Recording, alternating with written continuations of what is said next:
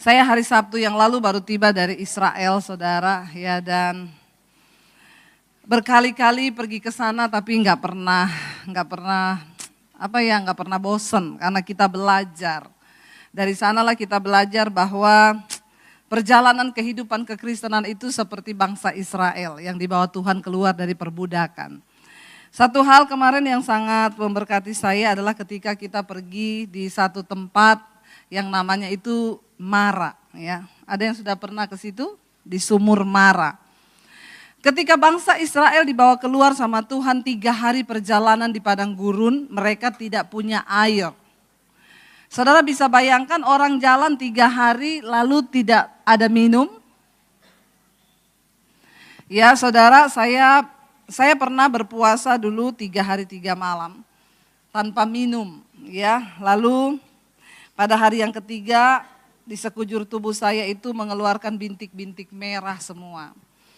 Lalu teman saya ajak saya ke dokter, lalu dokter bilang, ini kenapa bisa begini? Saya bilang saya sedang berpuasa 3 hari 3 malam. Tanpa minum? Iya. Lalu dokternya bilang, kalau secara medis orang tidak makan 3 hari masih bisa hidup.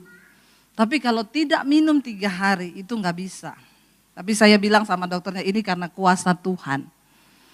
Saudara, ya saya puasa 3 hari itu turun langsung 5 kilo.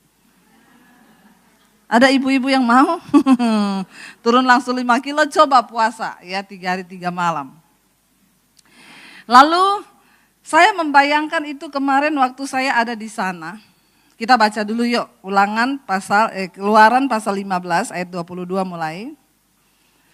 Keluaran pasal yang ke-15 ayat 22. Jadi saya ini sebenarnya masih kurang tidur saudara. Dan tadi pagi jam 4 saya harus bangun untuk terbang ke sini. Jakarta lagi banjir, doakan Jakarta, amin. Ya, Keluaran pasal 15 ayat yang ke-22. Mari kita baca sama-sama 1, 2, 3. Musa menyuruh orang Israel berangkat dari Laut Teberau, lalu mereka pergi ke padang gurun Syur. 3 hari lamanya mereka berjalan di padang gurun itu dengan tidak mendapat. Saya pengen saudara coba membayangkan ya. Makanya kalau kita pergi ke Israel itu kita melihat saudara. Kita naik bus ya, lihat kanan kiri itu astaga padang gurun, gak ada pohon. Itu panasnya minta ampun, saya bisa membayangkan benar-benar ketika ada di bus. Sebenarnya perjalanan bangsa Israel dari Mesir menuju ke tanah perjanjian itu hanya 11 hari. Ditempuh dengan jalan kaki. Kita naik bus 8 jam. Tapi bangsa Israel berputar selama berapa? 40 tahun. Kenapa saudara? Bagi Tuhan membawa bangsa Israel keluar dari Mesir itu cuma membutuhkan waktu 11 hari perjalanan. Tapi butuh waktu 40 tahun untuk mengeluarkan Mesir dari otak dan pikirannya bangsa Israel. Seringkali kita juga begitu kan? Ada masalah nih, saya layani satu orang ibu, suaminya selingkuh saudara. Lalu sudah ketahuan, sudah selesai semua, sudah selesai. Suaminya mengaku bertobat, dia minta ampun, ya dia hilaf. Bapak-bapak bisa hilaf, ibu-ibu amin. Kok ibu-ibu tertawa ya? Kalau sekali itu namanya hilaf. Kalau 2 kali kehilafan. Kalau 3 kali dihilaf-hilafkan. Ya. Karena ini baru sekali. Sudah beres, suaminya nangis sampai suaminya tanya sama saya, "Bu, apakah saya ini diampuni oleh Tuhan?" Oh, berarti benar hilaf. Saya takut masuk neraka. Oh, berarti hilaf, ya. Tapi saudara, yang namanya mengeluarkan itu dari hati dan pikirannya istrinya tidak semudah kita ngomong. Istrinya begitu terluka.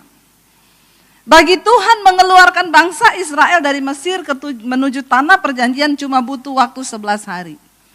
Tapi untuk mengeluarkan Mesir dari pikirannya bangsa Israel butuh waktu 40 tahun. Apakah kita juga termasuk seperti bangsa Israel yang hari ini sedang berputar-putar? Kita butuh waktu berapa lama untuk bisa melepaskan pengampunan?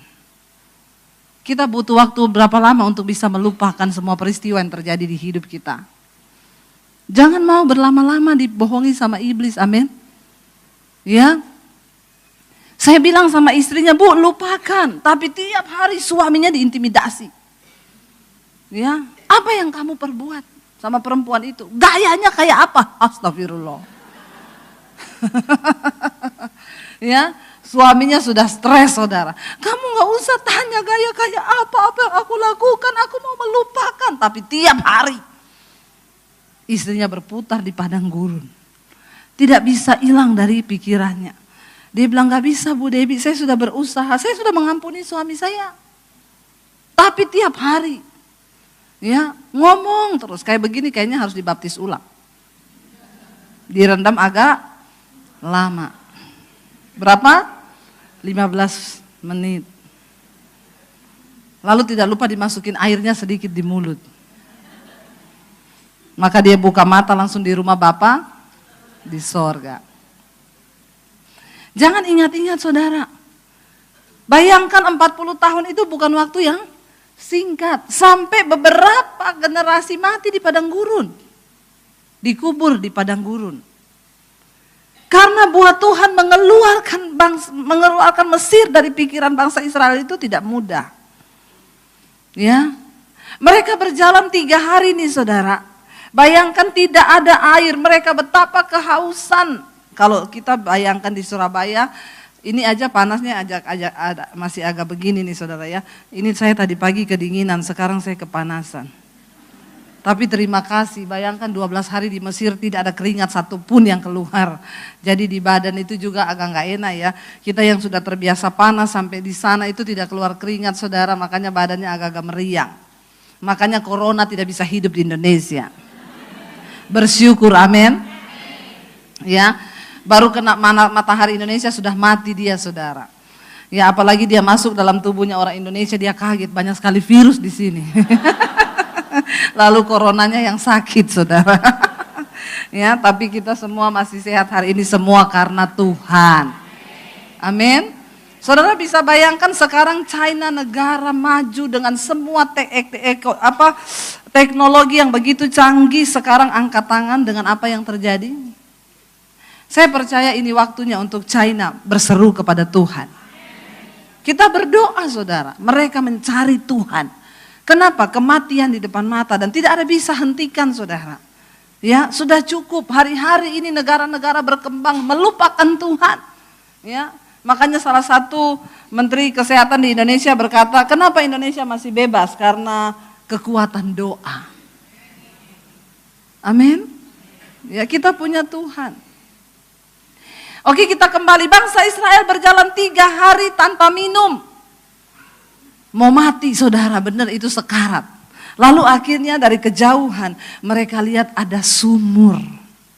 Sumurnya itu gede dan masih ada sampai sekarang. Diameternya kurang lebih 2,5 meter. Dan masih ada airnya. Nanti saudara lihat di vlog saya, di channel YouTube saya, Debbie Basjir TV. Jangan lupa subscribe. Amin. Itu saya syuting ada airnya. Mereka melihat sumur. Kira-kira orang aus 3 hari gak dapat minum, jalan di padang gurun lihat sumur. Wow gak? Wah itu, yes akhirnya ada sumur di depan. Menemukan sumur di padang pasir itu mujizat. Seringkali di hidup kita ketika kita ada masalah, kita pikir kita udah mau lihat mujizat nih. Ya, wow di depan ada mujizat. Ternyata benar mereka lihat sumur, diintip ada airnya, ada airnya. Lalu mereka mencoba untuk menimba air di sumur itu, lalu mereka minum. Alkitab berkata rasanya pahit. Pahit saudara. Saya bisa membayangkan bagaimana bangsa Israel begitu kecewa ketika mereka berharap akan dapat air. Waktu mereka minum rasanya pahit. Haus 3 hari, pengen minum pahit. Gondok enggak? Banget. Alkitab berkata lalu bersungut-sungutlah bangsa itu di hadapan Tuhan dan Musa. Kenapa kamu bawa kita keluar dari Mesir? Biar kita mati saja di sana. Oh saya tahu kenapa kamu bawa kita keluar. Udah gak ada kuburan di Mesir. Lu pengen kita mati di padang gurun supaya kita dikubur massal di sini.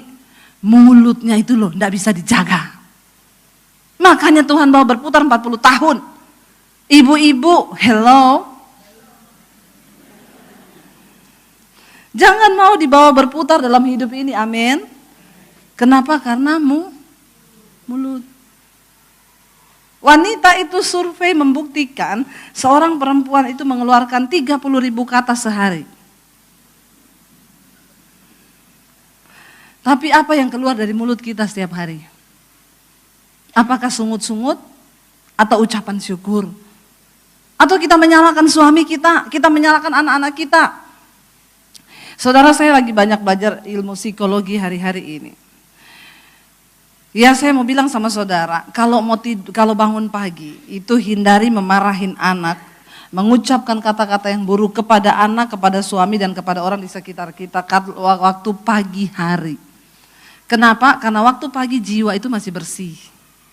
Kita baru tidur semalaman, jiwa ini masih kosong, masih bersih.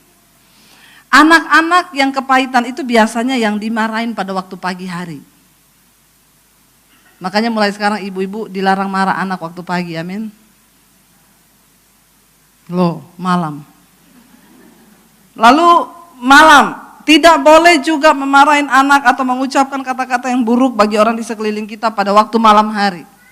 Kenapa? Karena malam itu orang mau tidur, diusahakan ketika mau tidur jiwa itu bersih. Makanya Daud berkata, pada waktu malam, di atas tempat tidurku, aku mengingat akan kesalahan dan dosa-dosaku.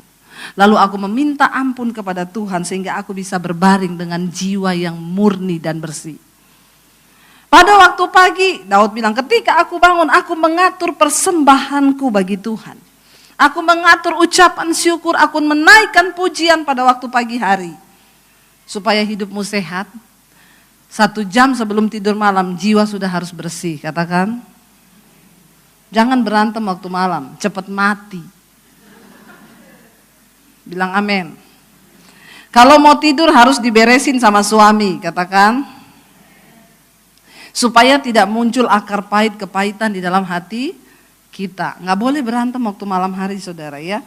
Waktu mau tidur jangan berantem. Usahakan jiwa kita itu murni, jiwa kita tenang ketika kita mau tidur malam hari. Saya itu paling takut. Kalau mau tidur malam lalu berantem sama suami, saya nggak bisa tidur. Saya harus beresin malam itu sebelum saya tidur. Kenapa? Karena saya takut nanti saya tidur malah marah-marah hatinya, saya mimpi ketemu kuntilanak dicekik mati. Maka masuk neraka. Amin. Beresin. Waktu malam mau tidur tuh beresin. Tuhan lihat hatiku, lihat hidupku, apa yang tidak beres, bereskan. Sampai saudara, haleluya, baru ada di Victory begini. Malah gak jadi korban nanti saya. Angin sepoi-sepoi ya. Terima kasih Ibu buat pengertiannya. Tepuk tangan buat Victory dong. Tadi saya ini kedinginan saudara, makanya saya pakai sweater. Di pesawat masih kedinginan, sampai turun masih kedinginan. Ternyata di sini saya jadi sehat.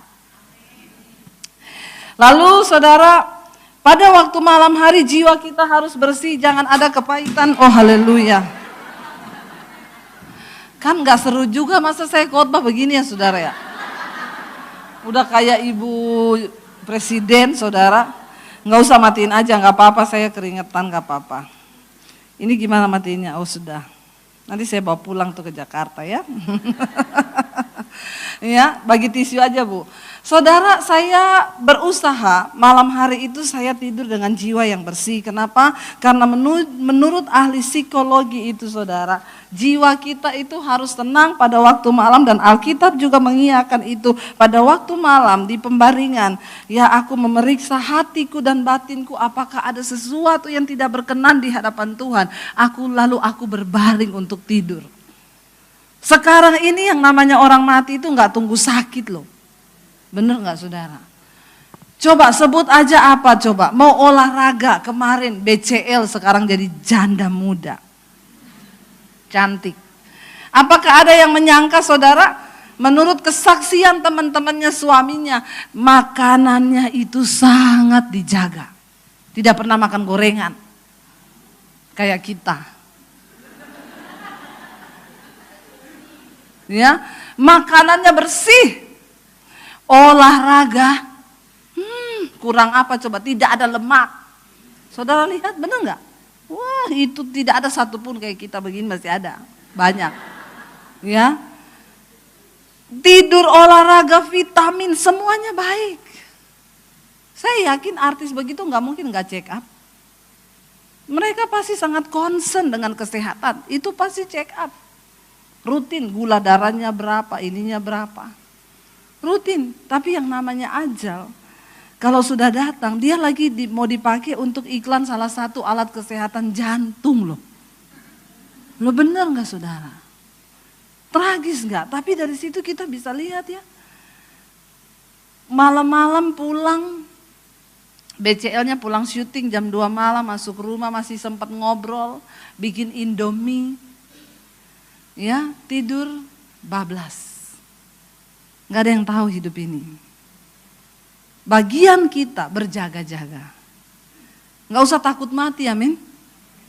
Kalau sudah waktunya, mau kemana, bener gak? Makanya orang bingung virus, kalau belum waktunya mati, ndak mati. Gak usah terlalu takut dengan berita-berita, amin. Kalau sudah wayai mati ya mesti. Gak usah tunggu kena corona, bener gak? Tidur aja di tempat tidur, wayai mati ya mati. Apa sih lagi yang mau kita takutkan di dunia ini? Makanya saya cuma mau bilang tadi malam itu teman saya, kita kan persekutuan doa. Jadi saya ini pulang dari Israel belum tidur saudara. Saya nyampe itu Sabtu malam, jam 5 pagi subuh hari Minggu saya harus pelayanan ke Bekasi. Bangun jam 5 pagi. Padahal malam itu saya nggak bisa tidur. Karena biasanya di sana kalau tengah malam di sini kan di sana itu kita makan siang. Jadi jam 12 malam suami saya udah ngorok, saya lapar. Jadi saya turun ke bawah, saya makan saudara. Udah gak bisa tidur, bayangkan jam 5 pagi saya harus khotbah di Bekasi. Waktu jam 10 saya ngantuk luar biasa, tapi kan saya harus khotbah. Gak tidur. Lalu balik hari Minggu malam juga tidak mengantuk sampai tengah malam. Lalu kemarin Senin pagi tetap juga pagi saya gak bisa bangun sampai siang ya. Jam 7, jam 6 udah bangun. Tadi malam kami doa sampai jam 11 malam. Dan tadi pagi saya harus bangun jam 5 subuh. Teman saya bilang gini, Bu hati-hati loh. Kenapa? Jaga kesehatan loh. Kenapa? Suaminya BCL itu kecapean. Dia menakuti saya saudara. Saya jawab begini, Bu ya gak apa-apa. Kenapa? Waktu Tuhan masih punya kepentingan dengan hidup kita. Dan hidup kita masih berdampak bagi kerajaan Allah. Tuhan masih kasih kita hidup. Tapi orang kalau hidupnya sudah tidak berdampak bagi kerajaan Allah, cepet-cepet check out. Lo bener nggak? Buat apa lagi hidup? Bagaimana berdampak bagi kerajaan Allah? Bukan cuma kayak saya khotbah kemana-mana, enggak. Bagi suamimu engkau berdampak. Bagi anak-anakmu engkau berdampak. Engkau bisa mengubah sesuatu yang pahit itu menjadi manis bersama Tuhan, amin. Berapa banyak yang mau umur panjang? Yang mau umur panjang saja angkat tangan, yang tidak usah. Yang masih mau umur panjang, hiduplah berdampak bagi kerajaan sorga. Supaya umur panjang, karena Tuhan masih punya kepentingan dengan hidupmu. Tapi orang kalau Tuhan sudah tidak punya kepentingan dengan hidupnya, udah selesai. Amin. Jadi bukan soal makanan, saya kan dulu pernah cerita di sini, itu Oma saudara. Saya ketemu bapak-bapak 104 tahun. Saya tanya Bapak, rahasianya 104 tuh gimana? Dari umur 40 tidak makan nasi, tidak makan karbo, tidak makan yang manis-manis, tidak makan daging, sayur, buah, air putih. Dari umur 40 mencapai 104. Wow, berhasil. Jadi 104 saya tanya, sekarang mau didoakan apa Pak? Pengen mati. Ya. Kenapa pengen mati? Sudah tidak berarti hidup saya, Bu. Jangan bilang begitu. Iya, istri saya sudah mati, anak saya sudah mati, saya tidak mati-mati. Kalau tahu begitu nggak usah diet dari dulu umur 40, benar nggak? Makan aja apa yang mau dimakan. Saya diundang ke salah satu keluarga, Ibu, ulang tahun oma saya, Ibu yang khotbah ya. Omanya Ibu, iya masih ada? Iya, saya datang, saudara, umur 105. Saya tanya gini, Oma rahasia umur panjangnya apa? Masih sehat dia duduk di kursi. Oma rahasia umur panjangnya apa, Oma? Minum Coca-Cola sama es batu. Saya bilang, Oma ini udah pikun. Saya panggil cucunya, Bu sini deh, kayaknya Oma pikun. Kenapa? Saya tanya rahasia umur panjangnya apa, dia bilang minum Coca-Cola sama es batu. Cucunya bilang, beneran Bu Debbie? Hah? Itu dari muda kalau makan minumnya Coca-Cola sama es batu. Terus dia ada diet atau jaga makan apa? Enggak, semua dimakan plus Coca-Cola sama es batu. Saya duduk di situ, ada botol Coca-Cola yang gede di tangannya dia. Pegang gelas, dituang terus. Katanya gini, kalau jam 10 pagi kan dia harus minum susu, Bu. Itu habis minum susu udah gini, Coca-Cola. Ih ampun loh, Oma. Desember yang lalu, saya Natalan lagi di rumahnya, diundang lagi khotbah. Oma ulang tahun yang ke-107. Dan masih dengan Coca-Cola di tangannya.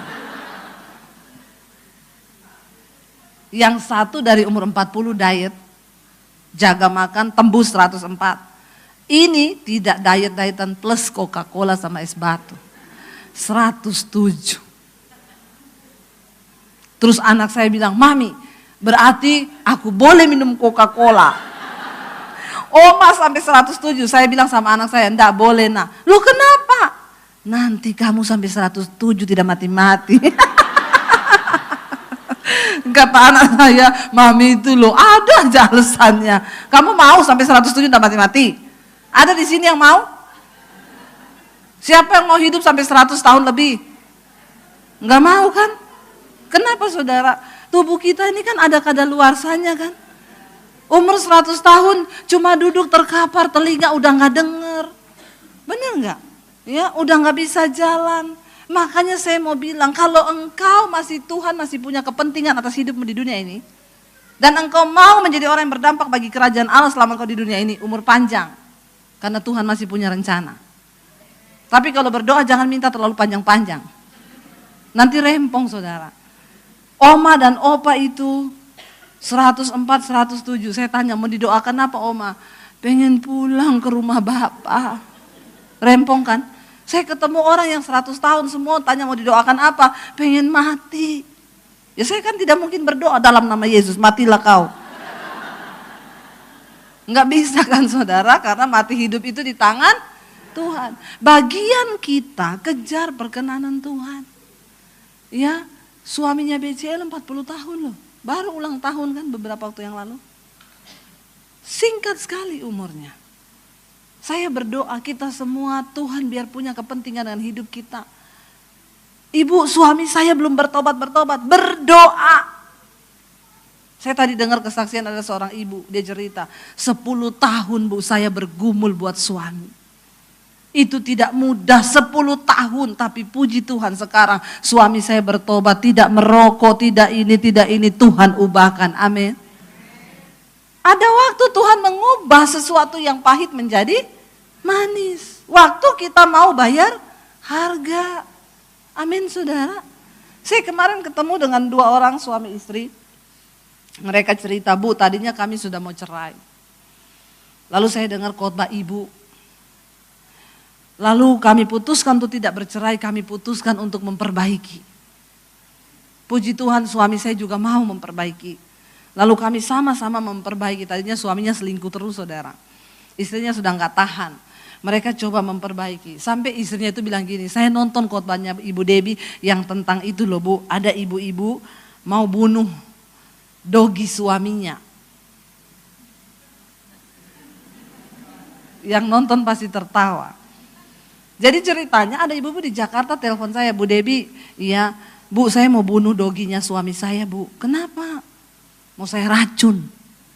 Kenapa dogi mau dibunuh? Ibu tahu nggak suami saya itu lebih perhatian sama doginya daripada saya.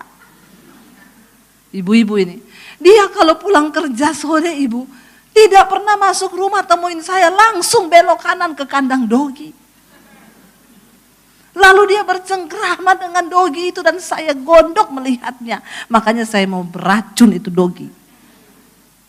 Saya bilang ibu, Jangan ibu berdosa kalau meracun Dogi. Daripada ibu kepahitan sama Dogi, ibu bunuh Dogi, mending ibu belajar dari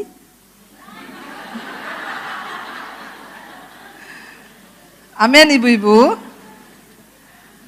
Hidup ini adalah proses belajar. Dari siapapun kita bisa belajar. Saya bilang gini, coba ibu perhatikan Dogi itu. Kenapa suami ibu senang sama Dogi? Yang pertama nggak cerewet. Ya. Yang kedua, Dogi itu ibu kalau dia pulang ketemu suami ibu, coba ibu intip. Iya bu, dia ciumi suami saya, dia jilat dari atas sampai bawah.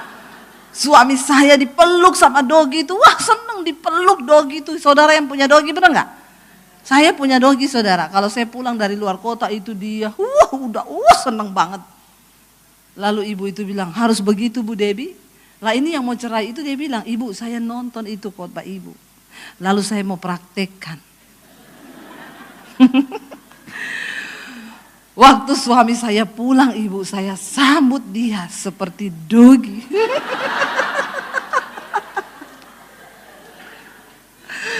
Terus, tapi ibu tahu saya sudah bersemangat menyambut suami saya. Suami saya melihat saya dan ngomong gini, kayak anjing gila.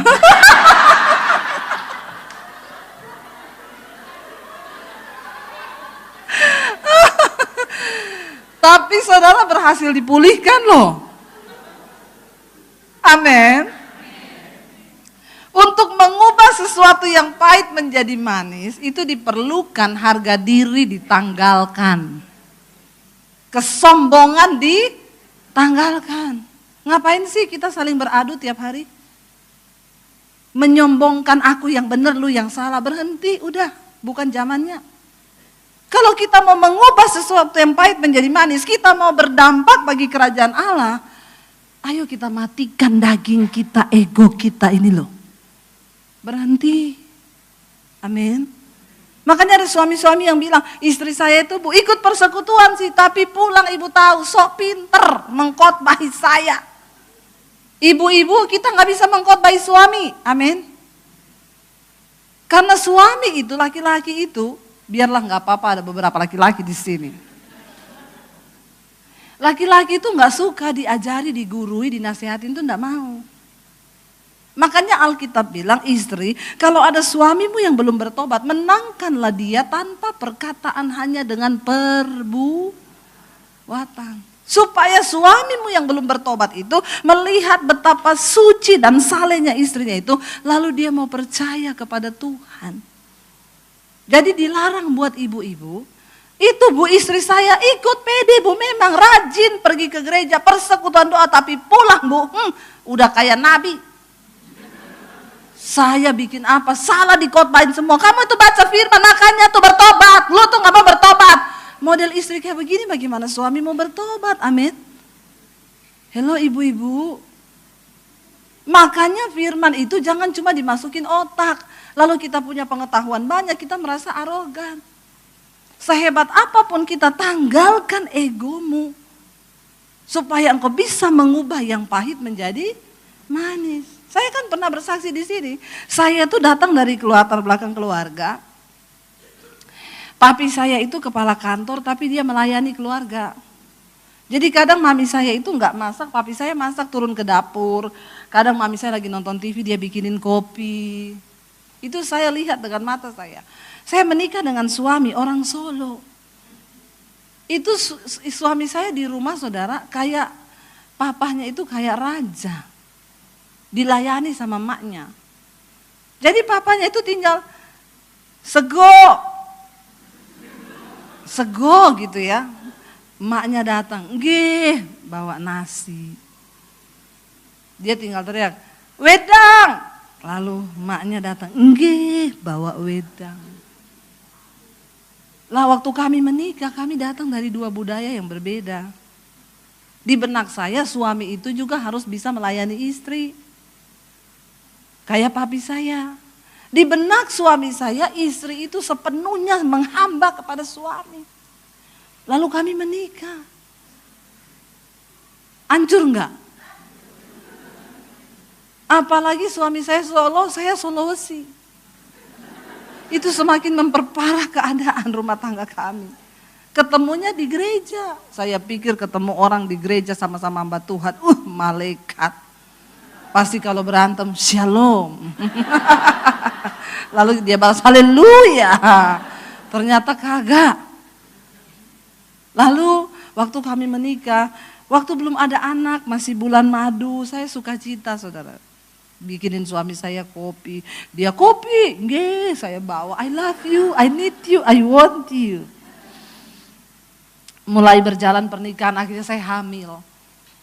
Waktu kita hamil, perempuan tuh bermasalah dengan dirinya sendiri. Hormon berubah semua, benar nggak?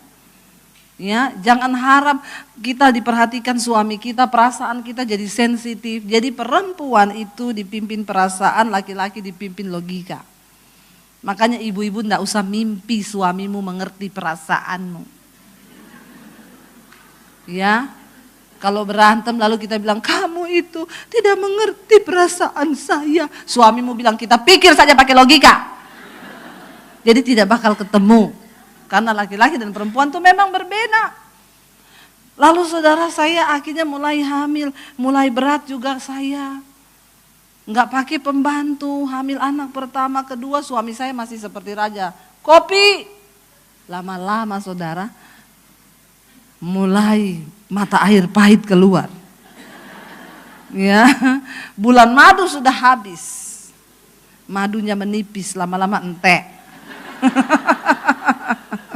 Waktu madunya entek, yang tersisa tinggal lebahnya. Bener enggak? Ya, dan racunnya saudara. Suami saya teriak, kopi, punya tangan kaki dua sama kan, pergi ke dapur bikin sendiri. Udah kayak bos saja. Kaget dia saudara. Ya, kenapa istri saya jadi begini? Sana berangkat di dapur, kamu itu tahu nggak papi saya itu suami terbaik. Bu, keluar semua memori saya. Dia kepala kantor tapi pulang, dia turun ke dapur. Kadang mami saya dibikinin kopi. Kata suami saya, emak saya itu istri ideal. Ya, saya bilang kenapa? Layani bapakku koyo rojo. Pokoknya ngomong apa ndak pernah bersungut, mulutnya nggak pernah dibuka, cuma engge. Wah, jengkel nggak saya saudara?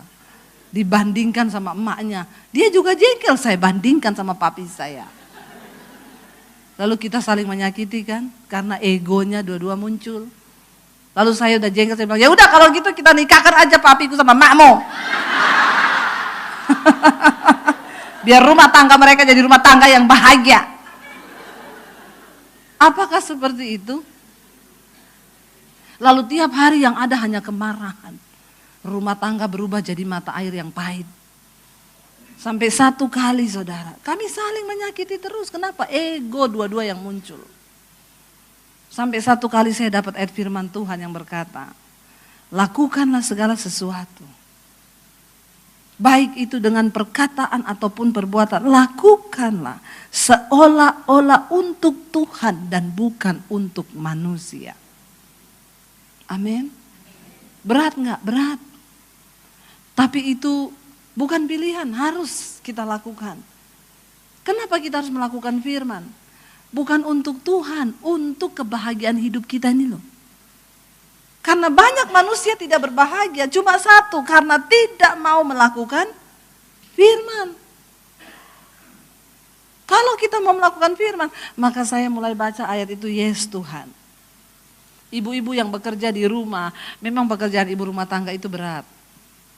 Tapi coba engkau mulai merubah, lakukan untuk Tuhan. Engkau bahagia, suamimu bahagia, anak-anakmu bahagia, rumah tanggamu bahagia. Makanya ada pepatah berkata, istri itu penolong. Kalau mau bikin hancur sebuah rumah tangga, iblis serang istrinya. Waktu istrinya diserang, rumah tangga itu kacau semuanya. Tapi waktu istri kuat, maka rumah tangga kita juga menjadi rumah tangga yang kuat. Saya mulai melakukan dengan sukacita. Ya, suami saya teriak, kopi, gondok saudara. Tapi saya ke dapur. Saya kasih kopi, saya kasih krim, saya bilang untuk Tuhan. Benar, untuk Tuhan. Kenapa? Kalau untuk suami, kasih sianida dikit. Kenapa ada orang bikin kopi dikasih sianida? Karena ada hati yang pahit. Karena ada hati yang terluka. Tapi ketika engkau mau mengubah itu menjadi manis, ya, harus ada harga yang dibayar. Bangsa Israel bersungut-sungut, mereka berteriak kepada Musa. Coba kita lihat ayat yang berikutnya, ayat yang ke-23 tadi, Keluaran 15. Maka Tuhan berseru kepada Musa. Baca sama-sama saudara, 1, 2, 3.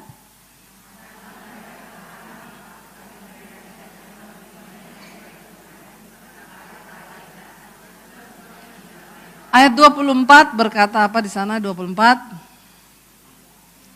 Lalu bersungut-sungutlah bangsa itu kepada Musa, kata mereka, apakah yang akan kami minum? Ayat 25, kita baca sama-sama. Musa berseru-seru kepada Tuhan, dan Tuhan menunjukkan kepadanya sepotong kayu.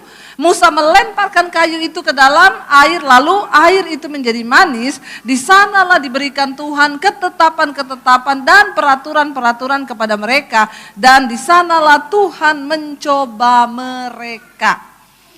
Saya yakin mungkin ini pikiran saya dan tidak ada di Alkitab. Ya, sekali lagi tidak ada di Alkitab. Tapi kemarin waktu saya berdiri di depan sumur Mara itu, tiba-tiba terbersit, sebenarnya air itu tidak pahit. Tapi ketika bangsa Israel mendekat, Tuhan sengaja membuat air itu pahit. Kenapa? Di sanalah Tuhan menguji mereka. Saudara, iman percaya kepada Kristus, kekristenan itu berbicara tentang proses di mana kita ini dilatih dalam hidup kita. Amin. Enggak ada orang Kristen mau enak-enak aja. Enggak ada. Justru kalau hari ini saudara lagi tidak punya masalah, saya doakan supaya ada. Kenapa saudara? Ya, yang pahit itu baik bagi jiwa kita. Obat itu enggak ada yang manis. Ya, dan memang enggak enak, tapi yang namanya pahit itu membawa kesembuhan, menyembuhkan. Coba kita lihat Yesaya saudara, kita lihat kitab Yesaya. Bapak, ampuni Tuhan. Ya, Yesaya kita lihat 38 ayat 17. Yesaya 38 ayat 17. Kita baca sama-sama saudara, apa Alkitab katakan tentang sesuatu yang pahit itu? Yesaya 38 ayat yang ke-17, kalau sudah ada kita baca sama-sama 1, 2, 3. Sesungguhnya penderitaan yang pahit menjadi keselamatan bagiku. Engkaulah yang mencegah jiwaku dari lubang kebinasaan, sebab engkau telah melepaskan dan melemparkan segala dosaku jauh dari hadapanmu. Di sini dikatakan saudara, sesungguhnya penderitaan yang pahit itu menyelamatkan jiwa kita. Tuhan itu mengizinkan saya itu berdiri di depan sumur itu kemarin di sana. Saya pikir ya nggak mungkin ya ada sumur orang gali terus airnya tuh pahit. Itu karena bangsa Israel mau lewat udah 3 hari nggak dapat air. Tuhan mau mencobai. Di ayatnya dikatakan disitulah Tuhan memberikan ketetapan dan peraturan, lalu Tuhan mencobai bangsa Israel. Makanya ada ibu-ibu yang telepon saya gini, Bu, saya kepahitan sama mertua sama ipar saya. Kenapa? Kelakuannya sama saya, Bu. Saya tuh nggak tahu saya salah apa. Saya udah baik, tetap mereka tuh jahat sama saya. Saya bilang puji Tuhan. Dia bilang, kenapa ibu bilang puji Tuhan? Ibu itu sedang dilatih oleh Tuhan menjadi seorang prajurit. Sampai kapan, Bu? Sampai ibu merasa yang pahit itu manis. Sampai ibu waktu disakiti mertua dan ipar ibu sudah bisa tersenyum dan tidak merasa sakit hati lagi.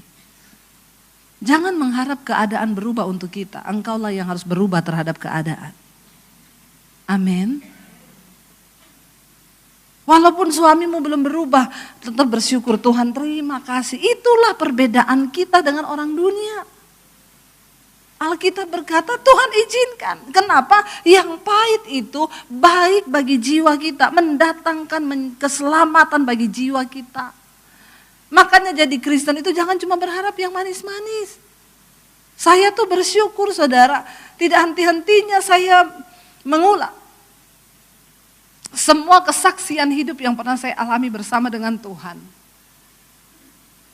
Orang lain berkata ikut Yesus itu enak. Tapi bagi saya, ketika saya menerima Yesus itu sebuah penderitaan besar dalam hidup saya. Kenapa? Saya kehilangan keluarga saya. Saya mau dibunuh sama orang tua saya diusir dari rumah, saya tidak boleh bawa ijazah apapun. Dan saya keluar, saya memulai hidup di mana hidup saya itu ada di garis rata-rata, di bawah garis rata-rata. Saya hidup tanpa uang 1 sen pun. Dan tanpa ada satu orang pun yang bisa saya jadikan tempat sandaran di hidup saya. Dan itu hidup yang sangat pahit. Tapi kenapa saya bersyukur saudara? Itu yang membuat iman saya hari ini menjadi seperti ini. Saya menjadi orang yang tidak mudah menyerah. Saya bisa tersenyum di dalam kepahitan. Kenapa? Karena yang lebih buruk sudah pernah saya alami. Makanya kalau cuma difitnah, kalau cuma ditendang orang, kalau cuma direndahkan orang, itu bukan masalah lagi bagi saya. Kenapa? Saya pernah mengalami sesuatu yang bahkan saya hampir kehilangan nyawa. Kenapa Rasul Paulus bilang, karena nama Yesus setiap hari kami berada dalam bahaya maut. Kami dibunuh, kami dipenjara, kami di ini. Setiap hari Rasul Paulus berkata, itulah kekristenan yang sesungguhnya. Jangan dengar iklan-iklan tentang kekristenan, amin. Ikut Yesus enak, naik motor jadi naik mobil. Yang naik Avanza jadi naik Innova. Yang naik Innova ganti Alphard. Yang naik Alphard ganti motor lagi. Kena kutuk soalnya.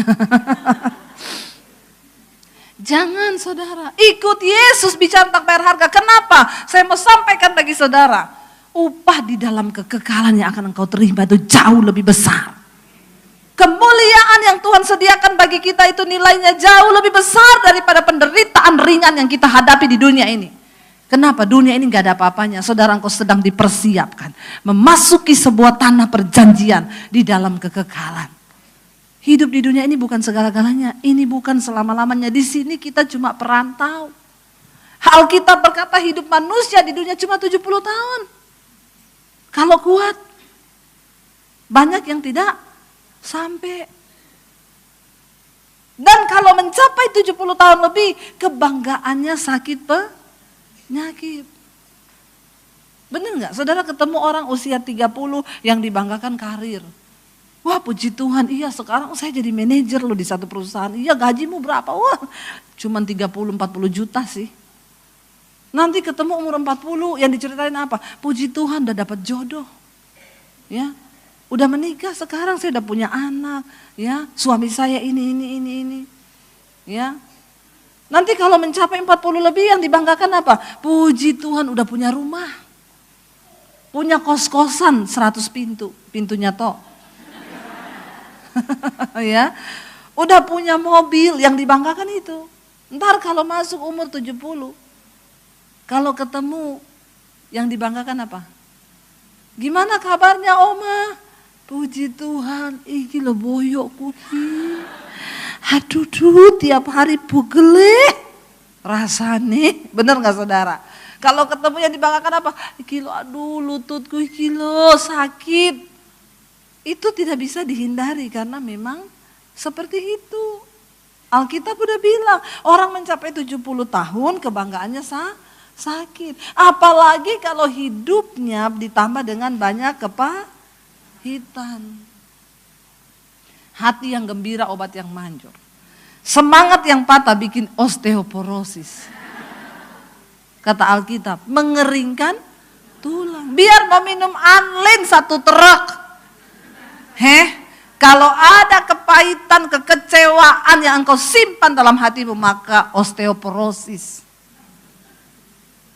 Hello, bertobat. Hidup ini yang manis-manis saja saudara. Kalau perlu kita ada di tempat yang pahit, kita rubah tempat itu menjadi manis. Musa berseru kepada Tuhan. Lalu Tuhan menunjukkan sepotong kayu. Seringkali mujizat terjadi tanpa kita duga. Cuma dari sepotong kayu. Kenapa Tuhan mengizinkan itu menjadi pahit lalu menjadi manis? Supaya bangsa Israel melihat dengan mata mereka bahwa mereka punya Tuhan yang hidup yang sanggup melakukan mujizat. Itu tujuan Tuhan, tapi dasar memang bangsa ini keras kepala. Ya. Lalu Musa melemparkan kayu itu ke dalam sumur itu, Alkitab berkata berubah air itu menjadi manis. Yang tadinya mereka minum pahit jadi es teh.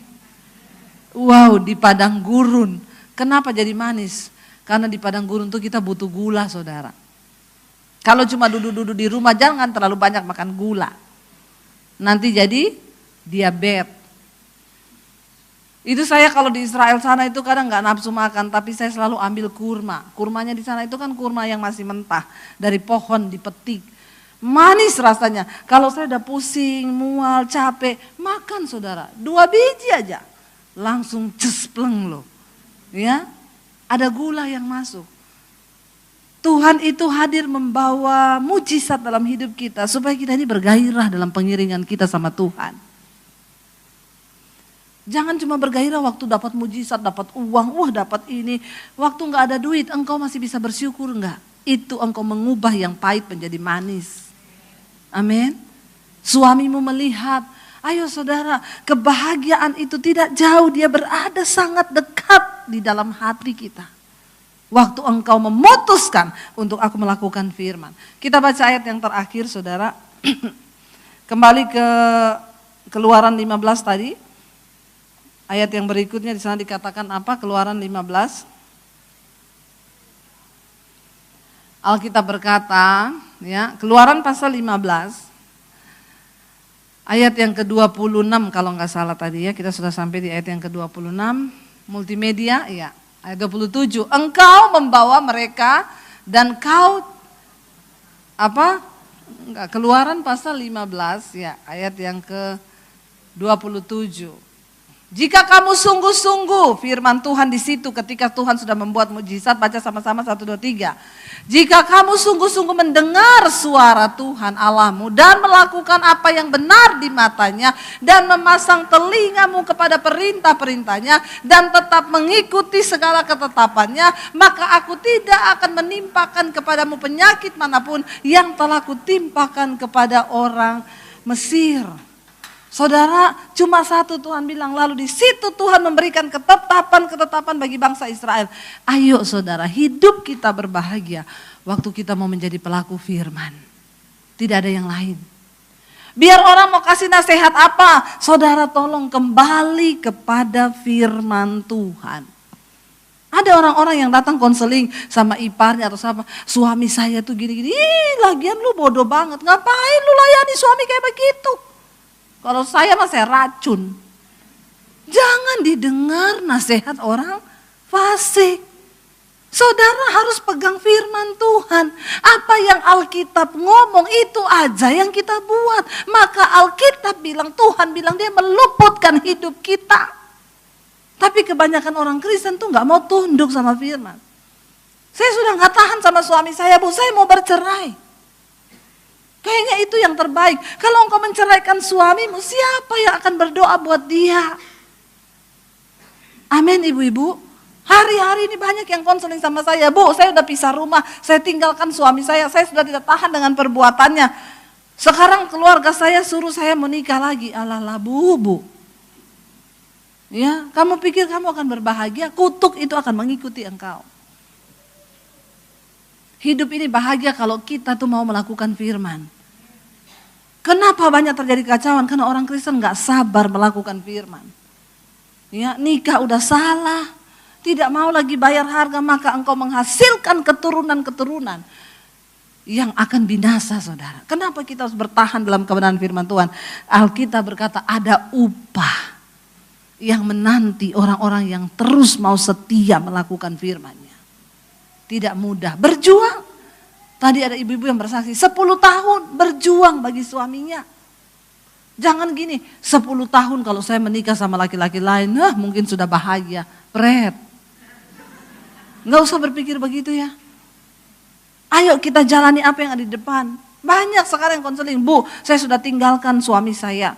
Lalu sekarang keluarga saya itu mau jodoh-jodohin saya. Dalam hati saya memang lu mau kayak begitu. Nah, apa Bu yang harus saya lakukan? Tidak boleh menikah dulu. Berdoa bagi suamimu supaya dia bertobat. Masa harus begitu? Begitu harus begitu. Doakan suami anak-anakmu supaya mereka kembali kepada jalannya Tuhan. Karena kita tidak akan pernah berbahagia waktu kita lari dari ketetapan Tuhan. Kemarin ada seorang ibu saudara.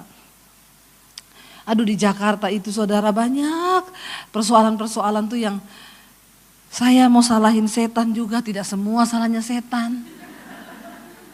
Nanti setan bilang lagi, aku lagi yang salah loh. Padahal itu dagingmu loh. Karena daging kita ini tidak ada hubungannya sama setan, ini daging. Galatia 5:19-21 berkata apa? Keinginan daging telah nyata, percabulan, kenajisan, hawa nafsu-nafsu jahat, itu daging, itu bukan setan. Jadi kalau ada orang yang selingkuh jangan salahkan, enak aja. Ya gara-gara setan Bu, setan bilang enak di lu sial di gua. Ya, jadi ibu itu cerita sama saya, Bu Debbie, saya menikah sama suami saya. Ya hampir 20 tahunan kami menikah. Tapi selama menikah saya itu suami saya kasar. Ya suami saya kasar, dia tidak pernah mau melayani saya, dia nggak pernah kasih saya uang Bu, dia berubah Bu. Bahkan maaf Bu ya, untuk belai saya pun nggak pernah. Kasihan, memang banyak ibu-ibu jablay. Jarang dibelai.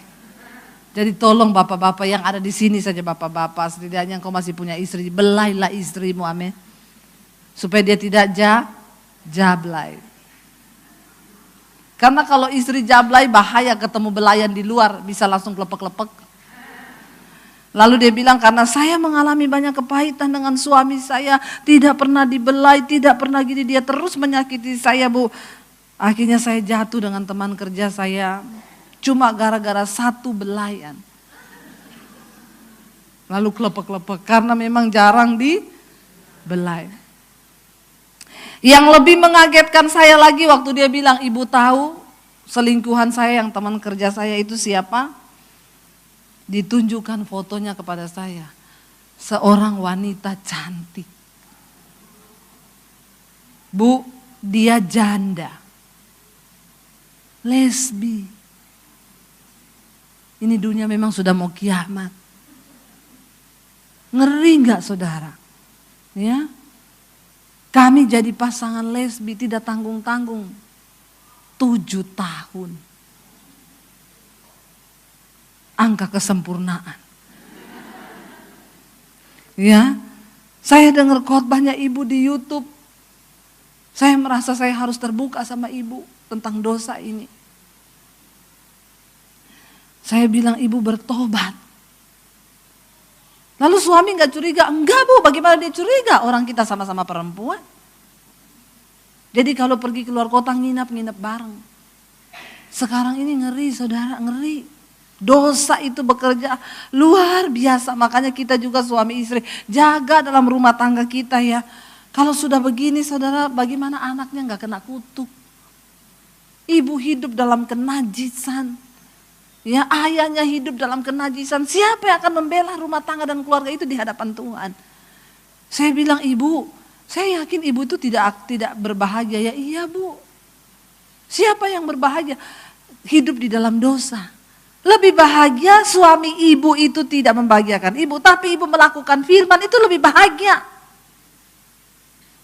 Waktu kita tunduk kepada ketetapan Tuhan, semua bisa berubah menjadi manis. Tapi ketika ibu suami sudah tidak membahagiakan ibu, lalu ibu memilih untuk tinggal dalam dosa, itu lebih tidak bahagia lagi. Masih untung Tuhan gak cabut nyawanya loh. Dan itu untuk yang kedua kali dia berselingkuh dengan perempuan. Di Jakarta itu saudara, di Jakarta di sini enggak ada. Karena belum ada yang ngaku.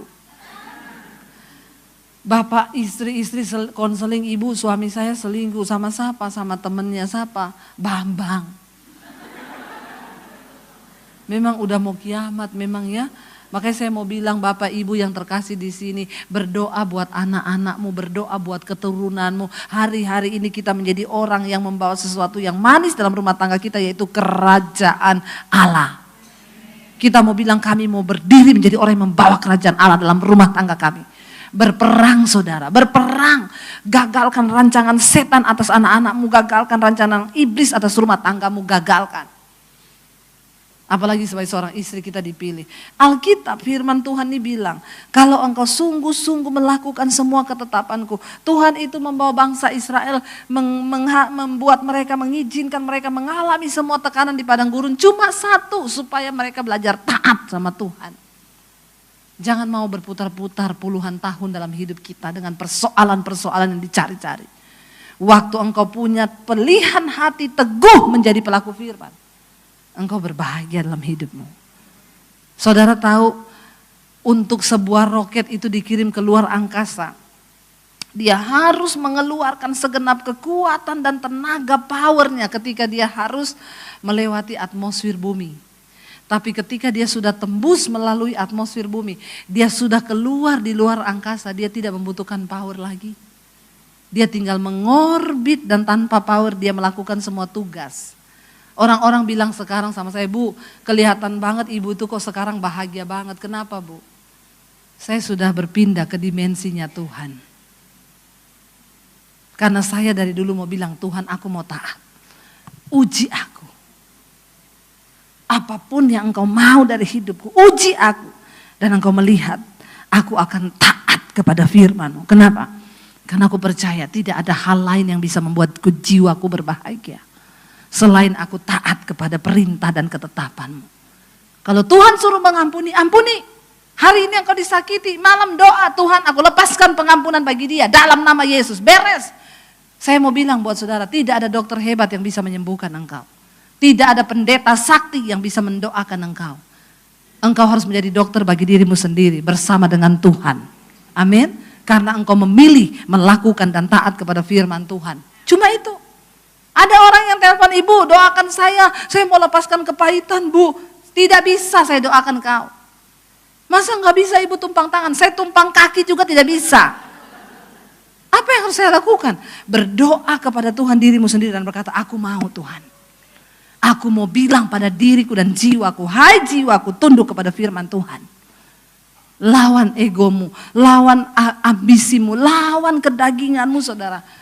Ingat tidak ada dokter hebat yang bisa menyembuhkan. Tidak ada pendeta hebat yang bisa mendoakan engkau pelepasan. Selain dirimu sendiri dengan Tuhan. Waktu engkau punya ketetapan hati, Tuhan aku mengubah yang pahit menjadi sesuatu yang manis. Aku mau taat pada firman-Mu. Yuk kita bangkit berdiri.